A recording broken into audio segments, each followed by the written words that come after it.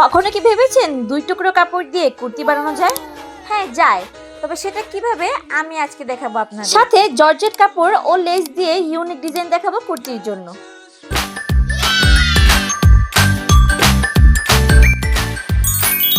আসসালামু আলাইকুম এভরিওয়ান, কেমন আছেন সবাই? আশা করি আপনারা সবাই অনেক ভালো আছেন। আজকে আমি আরেকটি সুন্দর কুর্তি টিউটোরিয়াল নিয়ে আপনাদের সামনে হাজির হয়েছি। আজকে এই কুর্তিটা বানাবো এই সুন্দর কাপড়টি দিয়ে, আর এটা হচ্ছে একটা লিলেন কাপড়, আর এই কাপড়টা কিন্তু বড় একটা টুকরা কাপড়। তো এই টুকরো কাপড় দিয়ে কিভাবে কুর্তিটা বানাবো তাই দেখাবো আজকে আপনাদেরকে। তো এই টুকরো কাপড়ের সাথে আমি এই কম্বিনেশন করার জন্য এই সাদা জর্জের কাপড়টা এনেছি বানানো, এবং ডিজাইনের জন্য আমি সাদা কাপড় আনতে চেয়েছিলাম এই টিস্যু কাপড়টা। তো এটা আমার কাছে ওনারা অনেক দাম চাচ্ছিল, তারপর ওনারা আমাকে এই জর্জেট কাপড়টা দেখালো। পরে ভাবলাম যে জর্জেট কাপড়টা দিলেই মনে হয় বেশি ভালো হয়। তো আমি 1 গজের মতো জর্জেট কাপড় এনেছিলাম, এখানে সাদা কালারটাই আমি এনেছি। আর এখানে কিছু টুকরো কাপড় ছিল যা বেঁচে গিয়েছিল।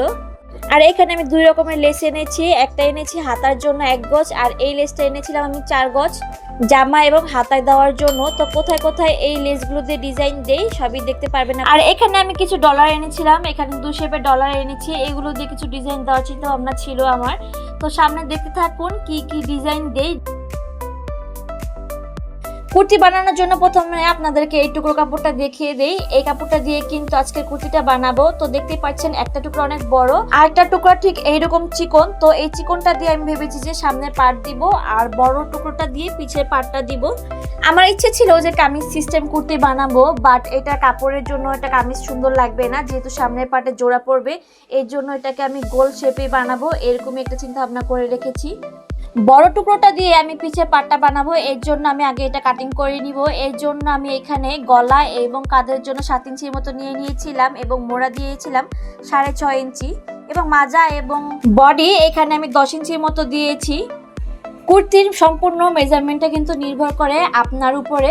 সো আমি আমার শেপ অনুযায়ী মেজারমেন্টগুলো এখানে দিয়ে দিয়েছি। আপনাদের শেপ অনুযায়ী মেজারমেন্টগুলো বসিয়ে নেবেন। যেহেতু লিলেন কাপড় সেহেতু আমি নিচে দিয়ে একটু রাউন্ড শেপ দিয়ে দিচ্ছি, যেন কোনাগুলো বের না হয়। আপনারা একটু দেওয়ার চেষ্টা করবেন। মেজারমেন্ট অনুযায়ী টিকগুলো বসিয়ে নিচ্ছি, যেন সেলাই করার সময় মাপগুলো একদম অ্যাকুরেট থাকে। গলাটা পরে কাটিং করে নিব। আর এখন চিকন চিকন 2টা কাপড় আমি একসাথে ভাঁজ করে এইভাবে বসিয়ে নিয়েছি, এবং তার উপরে ব্যাক পার্টটা বসিয়ে ঠিক একই মাপে কাটিং করে নিব ফ্রন্ট পার্টটাও। যে কাপড়গুলো বেঁচে গিয়েছে তা দিয়ে এখন হাতা কাটিং করব। যেহেতু এটা আমার টুকরো কাপড় ছিল, একটু জোড়াতালি পড়তেই পারে। হাতার জন্য যে কাপড়টা নিয়েছি তার মধ্যে শুধু একটা পার্টের মধ্যে জোড়া পড়বে, তো সেটা আমি আলগা একটি কাপড় দিয়ে বসিয়ে দিব সেলাই করে। হাতাটা আমি একটু মাইক হাতার মতো দেওয়ার চেষ্টা করব। তো এটা উপরের জন্য নিয়েছি, নিচে আমি সেই জর্জেট কাপড়টা দিয়ে ডিজাইন বসাবো। আমি মনে মনে একটি ডিজাইন সেট করে রেখেছিলাম, তো ওই অনুযায়ী আমি এই সাদা জর্জেট কাপড়টা এনেছি। তো হাতাও এইভাবেই দিব, এবং আমার ড্রেসের নিচে কিন্তু এই জর্জেট কাপড়টা দিয়ে একটি ডিজাইন বসাবো, যেহেতু আমার কাপড় শর্ট। তো হাতার জন্য ঠিক এরকম একটা ডিজাইন আমি মাইন্ডে সেট করে রেখেছি। তো এটা কিভাবে সেলাই করে অবশ্যই দেখতে পাবেন। আর এখানে আমি 3 বা 3.5 ইঞ্চির মতো চওড়া একটি লম্বা কাপড় নিয়ে নিব। পাটের 2 জোড়ার মাঝখানে ঠিক এইরকম বক্রম দিয়ে এই কাপড়টা দিয়ে আমি একটি পট্টি বসাবো। বক্রম দিয়ে এইরকম পট্টিকে কি নামে ডাকে তা আমি আসলে জানি না, তবে বেশিরভাগ কুর্তিতে এইরকম ডিজাইন আমরা দেখতে পাই। বেশিরভাগ কুর্তি কিন্তু 35 অথবা 36 ইঞ্চির মতো থাকে। তো আমি আমার মেন যে কাপড়টা ছিল ওইটা কিন্তু 31 ইঞ্চির মতো নিয়ে নিয়েছিলাম। আর এখানে এই জর্জেট কাপড়টা আমি 5 ইঞ্চির মতো চওড়া নিয়ে নিয়েছি। 2 ভাঁজ করে 2টো টুকরো নিব কুর্তির নিচে বসানোর জন্য। ফ্রন্ট পার্টের মাঝখানে জোড়ার মধ্যে আমি এই কাপড়টা বসানোর জন্য এর মধ্যে চিকন করে বক্রম কাটিং করে আয়রন করে বসিয়ে নিয়েছি। পট্টি কাপড়টা প্রথমে এক কাপড়ের উপর সেলাই করে বসিয়েছি, তারপর আরেকটি পাশের কাপড় বসিয়ে সেলাই করে দিয়েছি। ঠিক এইরকম হয়েছে। আপনারা যেভাবে পারেন বা যেভাবে সুবিধা হয় সেভাবে করে নেবেন। আর এই দিকে আমি 2টি পার্টের গলা কাটিং করে নিয়েছি।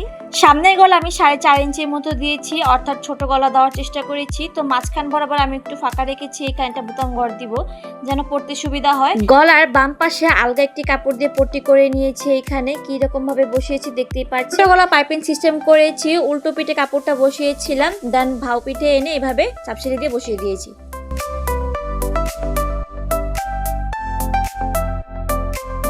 গলাটা কিন্তু খুবই সুন্দর হয়েছিল সেলাই করা। এখন 2টা পাশে আমি জোড়া দিয়ে নিব, এবং নিচের সাইডে সাদা জর্জেট কাপড়টা বসিয়ে নিয়েছি আর আমি কাপড়টা কিন্তু একটু অ্যাঙ্গেল রাখার চেষ্টা করেছি, যেহেতু কুর্তির ঘেরটা কিন্তু যত নিচের দিকে যাবে ততই বাড়বে, এই জন্য সাদা কাপড়টা আমি একটু অ্যাঙ্গেল শেপে দেওয়ার চেষ্টা করেছি যেন ঘেরটা একটু বেড়ে আসে। আর আমি কাপড়গুলো আয়রন করে সুন্দর করে বসিয়ে নিব।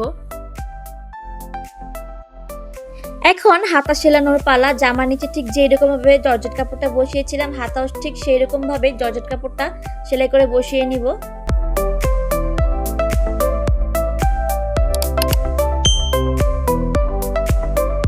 কিছু টুকরো কাপড় চিকন করে কাটিং করে নিয়েছি, হাতায় পাইপিং বসাবো। পাইপিনের কাপড়টা 2 ভাঁজ করে জর্জেট কাপড়ের উপরে বসাবো। জর্জেট কাপড়টাও সাদা এবং লেসটাও সাদা, বেশি ফ্যাকাশে লাগতো নিচের দিকটায়, এই জন্য আমি এখানে এই কাপড়টা দিয়ে পাইপিং বসাবো যেন কালারফুল লাগে।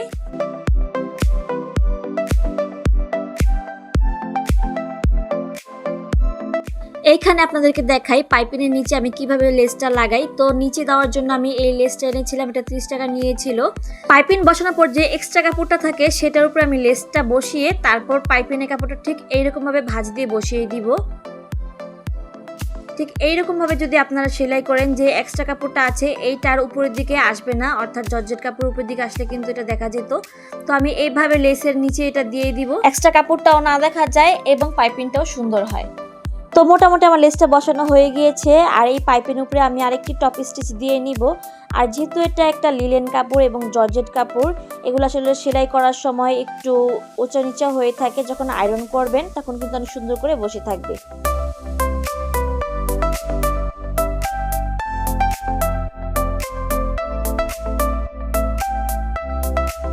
মাশাআল্লাহ নিচের দিকে হাতাটা কিন্তু দেখতে খুবই সুন্দর লাগছিল। এখন উপরের জোড়াটায় আমি এই চিকন লেসটা বসাবো, তো সেটা কিভাবে বসাই সেটাও দেখে নিন। জোড়ার যে কাপড়টা আছে উল্টো পিঠে সেটা কিন্তু আমি উপরের দিকে দিয়ে এবং লেসটাও লিলেন কাপড়ের উপরে বসানোর চেষ্টা করব। যদি জর্জেটের উপর দিই জর্জেট কাপড়টা কিন্তু খাড়া হয়ে থাকবে, সুন্দরভাবে পরে থাকবে না, এর জন্য আমি লিলেন কাপড়ের উপরে এই লেসটা বসাবো।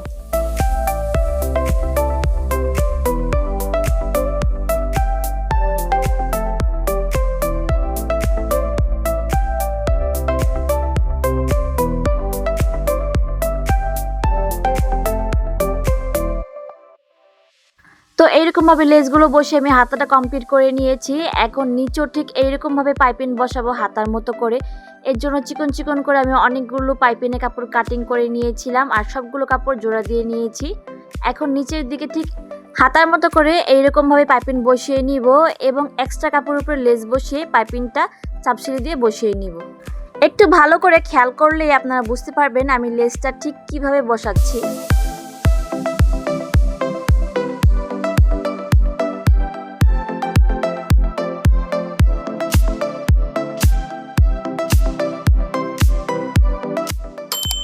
মাশাআল্লাহ দেখতে পাচ্ছেন অনেক সুন্দর লাগছে লেসটা বসানোর পর।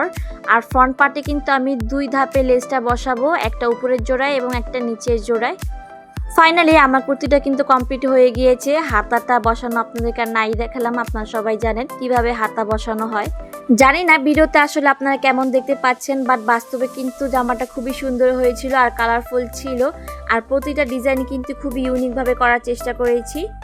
ডিজাইনটা যেরকম ভাবে আমি চিন্তা ভাবনা করেছিলাম ঠিক সেই রকম ভাবেই হয়েছে আর দেখতে খুব সুন্দর লাগছিল। আর হাতার ডিজাইনটা কিন্তু অবশ্যই বলতে হবে খুবই সুন্দর লেগেছিল এই চওড়া লেসটার কারণে। আর এই জর্জেট কাপড়টা দিয়ে আমি এইভাবে ডিজাইনটা বসাবো, প্ল্যানটা কিন্তু একদম সাকসেসফুল হয়েছে। আপনাদের কাছে কেমন লেগেছে অবশ্যই কমেন্ট করে জানাবেন।